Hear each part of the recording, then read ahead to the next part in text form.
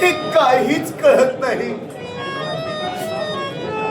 माझ्या भाऊरायानं म्हणजेच कृपाचार्य हा माझा भाऊराया यानं माझे लग्न द्रोणाशी करून देण्याचं निश्चित केलं. त्याच वेळी मी माझ्या मनाचा आनंद त्रिगुणित केला होता. क्षणोक्षणी मला वाटत होतं की आनंदाच्या बोहल्यावर मी उभी आहे. माझं जीवन सुखमय होणार आहे. ही सारी स्वप्न माझ्या उराशीने बाळगली आणि हा बढ़ता बढ़ता द्रोणाशी माझं लग्न झालं.